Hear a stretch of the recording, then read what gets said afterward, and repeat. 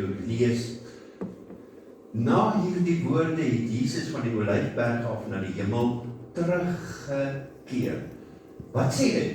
Jesus het na hierdie woorde, toe gaan hy terug. Maar met 'n verandering. Hy het 'n verheerlikte liggaam. Jy weet, toe Jesus aarde toe gekom het, die Heilige Gees oor Maria gekom. Na saad binne na gedeponeer. En sy het 'n babietjie gekry. En dit was Jesus. En hy het hom nie geopenbaar nie, tot op die 12, 13 jarige ouderdom, toe was hy hierso, saam met die slim manne in die kerk, toe sy ma en sy pa nog op baie kwaad gewees, want hulle is op pad terug huis toe, hulle soek om intussentyd bly hier by die kerk, tussen die slim manne, maar ek wou nou so vertel. Maar, en toe praat die Bybel bietjie van hom, en toe weer op die ouderdom van 30, toe praat hy weer van Jesus. Maar kom ons gaan, vers 10. Terwyl die disippels nog so staan en kyk hoe hy in die wolke verdwyn, die 2 mans uit die hemel by hom kom staan, hulle het spierwit klere aangehad. Een van die mans, vers 11, een van die mans vra toe vir die disippels, hoekom staan julle so na die hemel en kyk? Hoekom staan julle so na die hemel en kyk? Dink julle dat julle nooit weer vir Jesus gaan sien nie? En hier dieselfde Jesus wat nou voor julle oë na sy hemelse woonplek toe vertrek het, sal op presies dieselfde manier na julle toe kom. Geliefde, ons is in 'n tyd van tussen 2 wolke.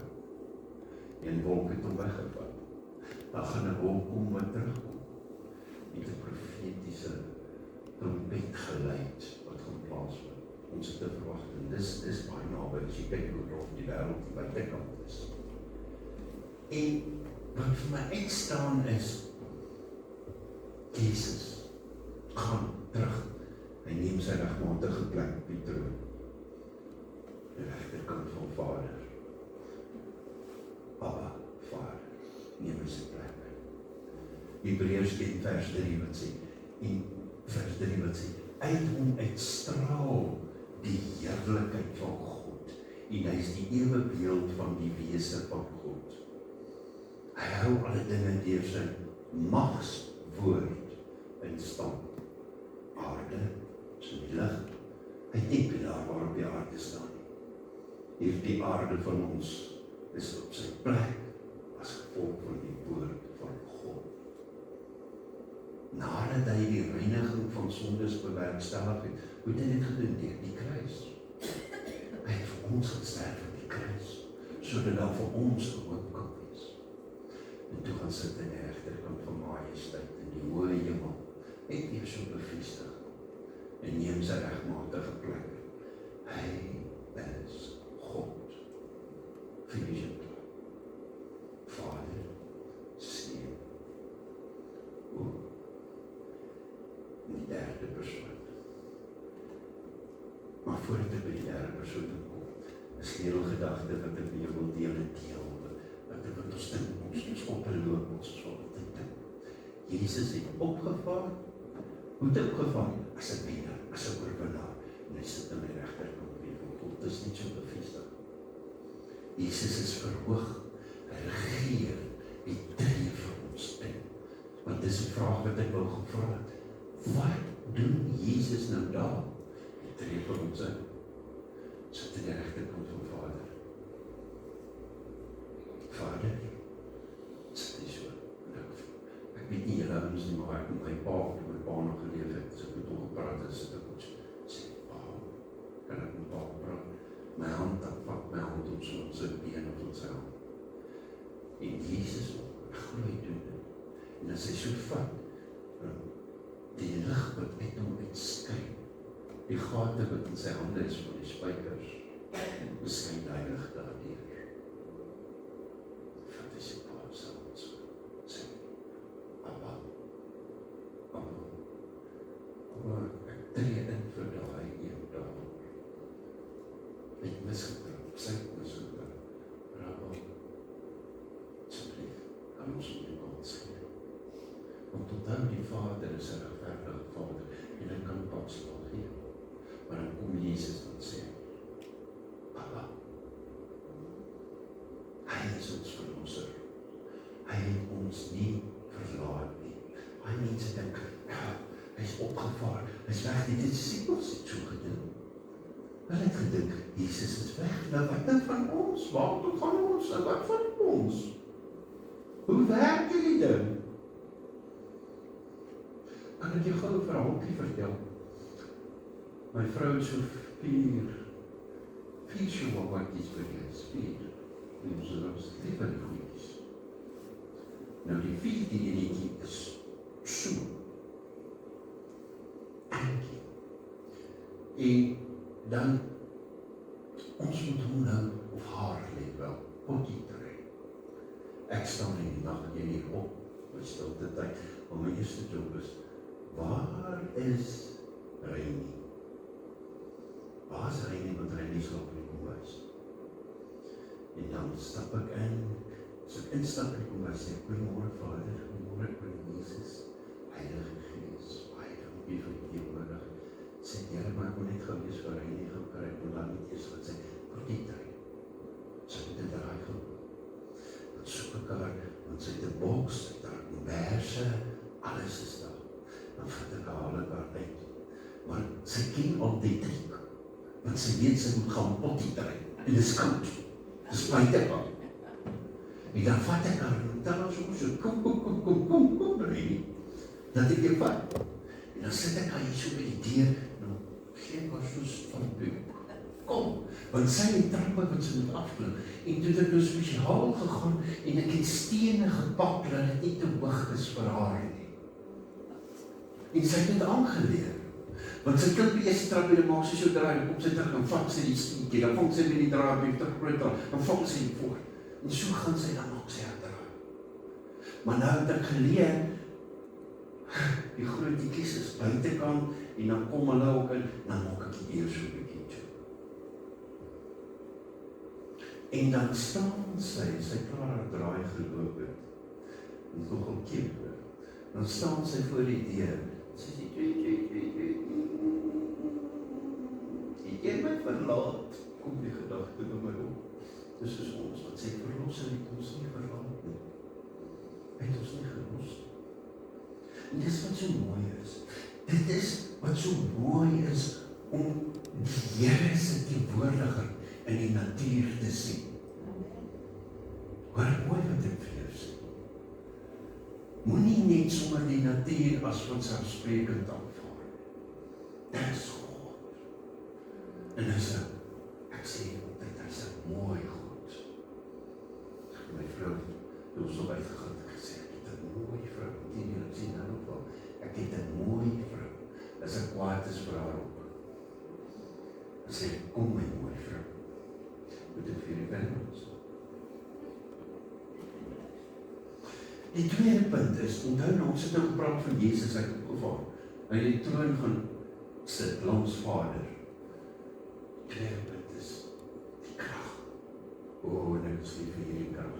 Dit is die Heilige Gees. En die Heilige Gees het hy gesê, Johannes 16 vers 7, tog sê ek vir julle die waarheid, dit is tot julle voordeel dat ek weggaan. Want as ek nie weggaan nie, sal die voorspraak, die Heilige Gees, nie na julle toe kom nie. Maar as ek gaan, dan gaan ek hom vir julle stuur.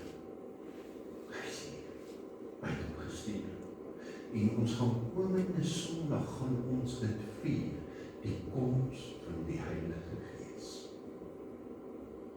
En dis 'n fantastiese persoon, ek kan nie op 'n praat oor nie. Maar dit is net lekker, om so 'n stilte tyd, Heilige Gees, om nie meer regelmatig plek in te sit. Wees op die Here. Ek is lief vir u. Want ek sien u in die natuur. U is 'n wonderlike persoon.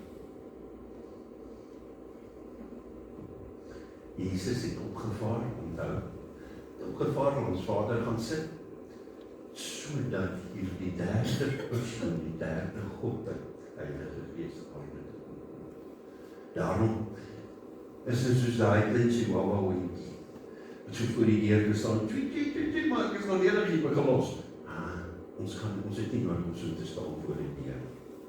Ons het die Heilige Gees gekry. Hy het gekom en toe kom bemagtig ons en hy rus ons toe, die Heilige Gees. Daarom, wat in die hemel gebeur, kom aarde toe word vrygestel in ons. Ons mis nie uit nie. Jy mis uit as jy nie met hom 'n gesprek voer. Ek het ongelukkig doktertjie wat se naam. Syre. Dis wat jy hoor my nogal. Dis toe ek is ook net die Heilige Gees. Dit sien hoe mense luister. Dit is eintlik mooi om hoe oud te sê. 5 jaar oud. Kan jy wat daar sit, kan jy sê, ek ken die Heilige Gees. Daarom, dit wat daarbo gebeur, kom weer na ons toe, via die Heilige Gees. Dit is so mooi.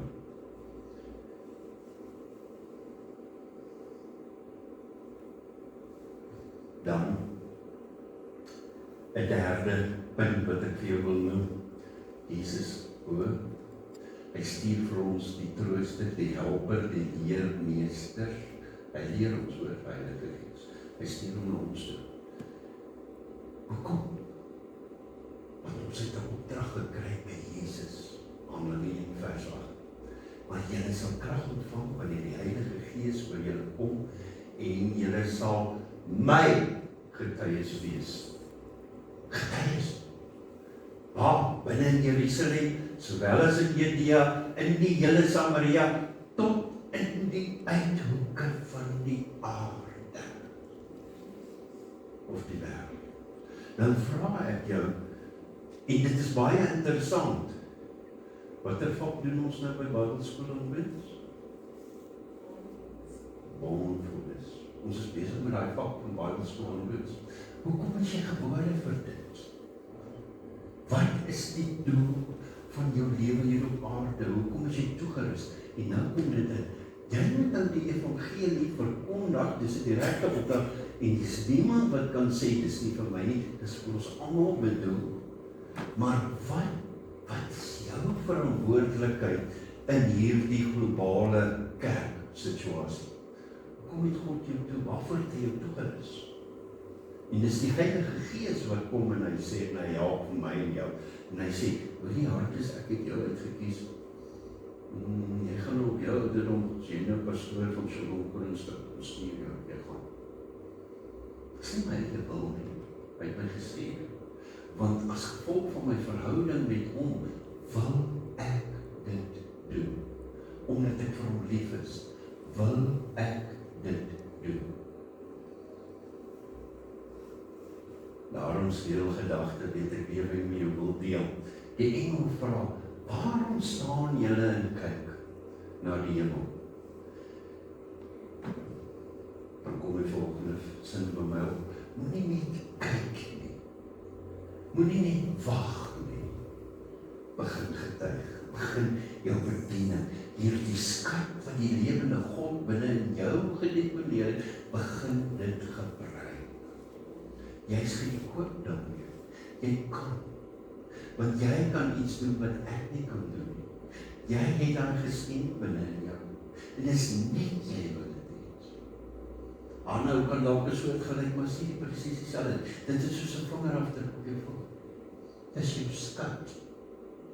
Dis net jou. Maar wat moet ek doen? Heilige Gees, help my. Daarom en ek kom weer terug, laat die hemelvaart wat ons donderdag gevier het, was nie verniet nie. Nee, dit was nie die einde van Jesus se werk nie. Dit was maar net die begin van ons verantwoordelikheid. Jesus het vir ons 'n baie duidelike mooi voorbeeld hier op aarde kom stel. Hy het die pad gestap vir my en jou. Daarom, mense, my boodskap is kort en kragtig volgende. Jesus het opgevaar, hy stuur die Heilige Gees. Wat nou? Kerk. Heilige Gees kom en dis komende Sondag wat ons oor gaan gesels. Dit vind plaas Dit gee aanleiding die teenwoordigheid van die Heilige Gees na die ontwikkeling van die kerk, die geboorte van die kerk.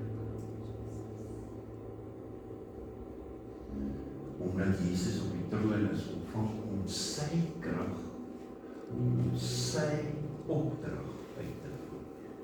Maar ek kan nie alleen doen, want ek het Jesus nodig. Die krag, die Heilige Gees is in ons gegee.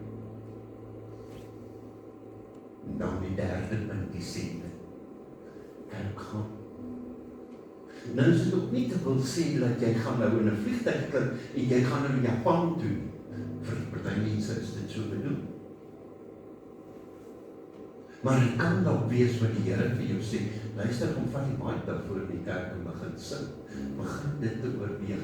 Wat wys die Here vir jou in jou gedagtes? Wat is die behoefte hier in jou gedagtes? Waar pas jy in? Want nie almal kan doen wat jy doen nie. Jy weet, en vandag as ons kyk na die kerk van vandag van Jesus, is 'n klomp sulke gate in die liggaam. Waar pas jy in? Die Bybel sê ons is lewende boustene. Ons lewe en ons is 'n bousteen. Wat gebeur met 'n steen om hom in te pak? Hy word so 'n bietjie geslyp, so nou en dan in die kerk, hoor. In die kerk lê wel. Daarom kan jy nie, en ek wil dit met die video manne praat, jy kan nie by die huis sit en die Here daar probeer dien nie. Jy mis. Want jy het die ander boustene langs jou nodig om jou te kan slyp. Dis belangrik. Jy is uniek. Jy is kosbaar. Ons het jou nodig. Die Here het jou nodig. Die kerk het jou nodig. Daarom, ek wil jou bemoedig en ek wil jou motiveer in jou stilte tyd. Here, waar wil U hê moet ek wees? Vat my Heilige Gees, vat my. Ek wil betrokke raak, ek wil my bediening ontdek, ek wil dit uitleef. Daar's mense wat werk, hulle werk 8 tot 5 werk, tot en met sê uit 60 jaar, 65 jaar, 70 jaar, en dan eers beweeg hy of sy in die bediening in. Want die Heilige Gees wat, kyk vir Moses was 80, toe roep God. Moses was vir 40 jaar in Egypte, in stal, in by geld, posisie. 40 jaar weer, toe gaan pas sy skoonpa se skaap op. 80. Ek het gister met 'n man gepraat van 80. My geestelike pa. Hy sê, "Hartes, ons praat vir jou." Weet jy wat beteken dit as jy hoor dat mense bid vir jou? Ons besef nie die krag van gebed.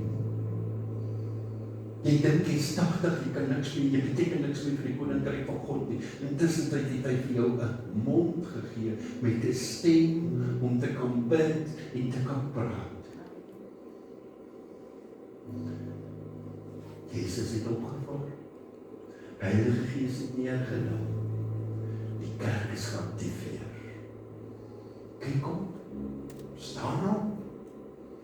Ek gaan verkondig die evangelie. Ja, hoe? Die Heilige Gees is hier om jou te help. Ek wil jou bemoedig. Kyk nou. Want jy kom, jy dien die Here, jy dien hom tot op 'n sekere vlak en dan is daar 'n ceiling. My gebede kom nie deur nie. My gebed, my verhouding kom net nie deur nie. Ja, dit sal nie deurkom nie, want jy moet 'n bietjie herposisioneer om in jou bediening in te beweeg sodat jy kan opgaan. Die God wat ons dien is nie 'n God van tradisie. Die God wat ons dien is 'n God van verhouding. Dis hoekom hy hierdie mooi Heilige Gees vir ons gegee. 2 Korintiërs 13, ek weet, ek het ons al nie daai nie. Ek sit vanoggend en ek deel dit met julle. Dis iets spesiaals. En ek het daarna gehou nagmaal vanoggend. Hierdie gelede. Reinie het haar draai geloop, sy's terug, sy's in die kamer, sy's by die mamma se bed in. Reinie is okay. Die Heilige Gees, wat nog? Hy vat my, Theresa, na 2 Korintiërs 13:13.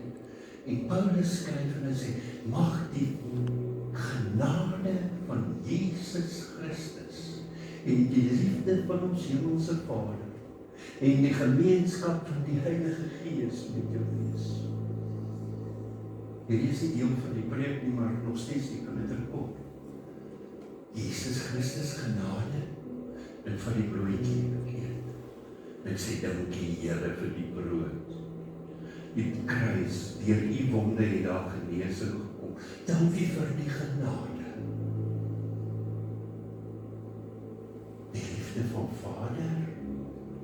Die Heilige Gees wys my, die liefde van Vader verbind die genade van Jesus Christus met die gemeenskap van die Heilige Gees.